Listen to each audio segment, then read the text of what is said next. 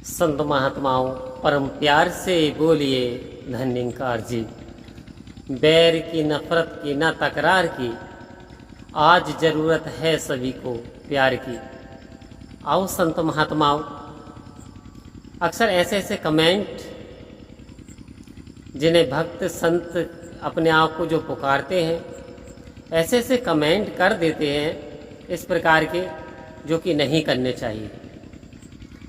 आपको किसी भी विचारधारा में हो, आप चाहे संत रामपाल को मानने वाले हो या किसी भी गुरु को मानने वाले हो, तो इसका मतलब ये नहीं है कि आप दूसरे का अनादर करोगे, दूसरे मिशन पे आप उंगली उछालोगे। आज तक का प्रमाण है, निरंकारी मिशन किसी पे उंगली नहीं उठाता। सभी से ब्रदरहुड की भावना बर्ताव करते हुए, एक मानवता का पाठ पढ़ाते हुए, एक प्रेम से ओत प्रेत होते हुए, क्योंकि सदगुरु ने हमें सिखाया ही यह है कि सभी के साथ मिल वर्तन, प्रेम व भाईचारे का संदेश देना है। क्योंकि मानव जात सब एक समान है, मनुष्य के अर्थात कोई जाति नहीं है, कोई संप्रदाय नहीं है, और 2, 4, 5 यानी इत्यादि जैसे कि द्वैत की भावना कर रखी है इंसानों ने। कोई अलग अलग से कोई परमात्मा नहीं है।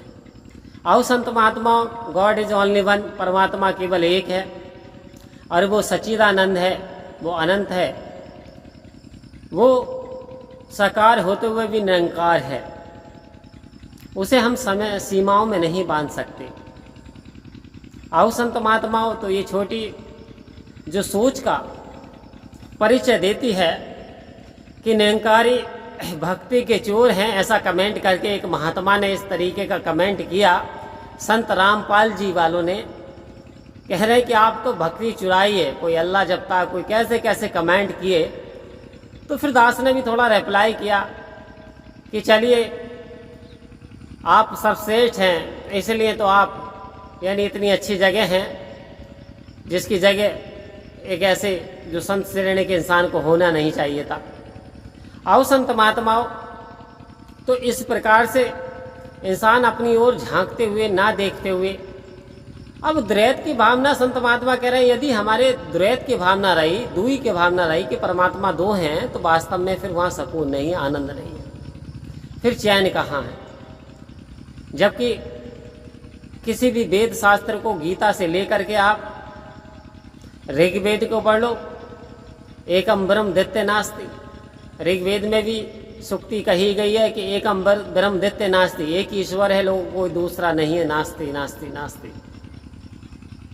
आओ संत महात्माओं, उधर भगवान कृष्ण गीता में उपदेश देते हुए बता रहे हैं कि मैं केवल हूं और मैं ही हर रूप में, भक्ति में मैं ही हर संत का जिस भाव से जो पूछता है, जो मानता है, उस भाव से मैं ही स्वीकार करता हूं अर्जुन।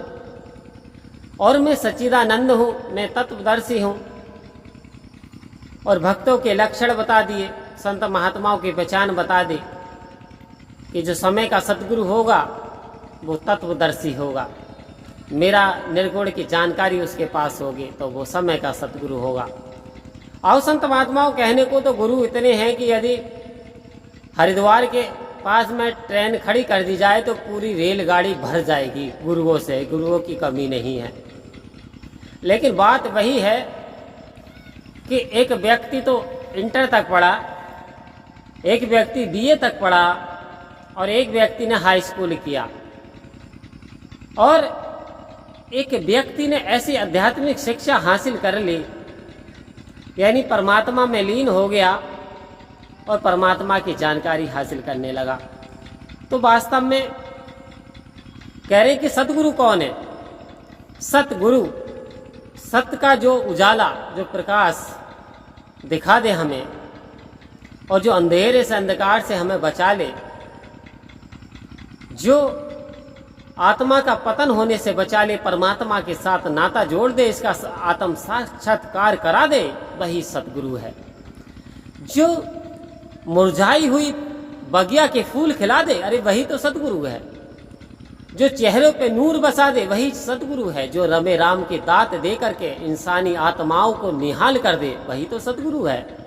तो आओ संत महात्माओं, कमेंट करने से पहले थोड़ा हमें ध्यान करना चाहिए, क्योंकि यदि एक उंगली हम उठाते हैं किसी के ऊपर तो 3 उंगली हमारे ऊपर भी उठ जाती है।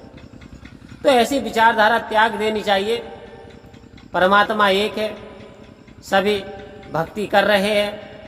अब कौन कितनी करता है किस प्रकार से, यानी परमात्मा को जो भाता है, यदि परमात्मा को क्यों भा लिया, परमात्मा को आपकी भक्ति पसंद आ गई तो आपका बेड़ा पार हो गया। अन्यथा खाली बातों से बात बनती नहीं और हर घड़ी रोज करामात होती नहीं। आओ संत महात्माओं, परम प्यार से कहिए धन्यवाद।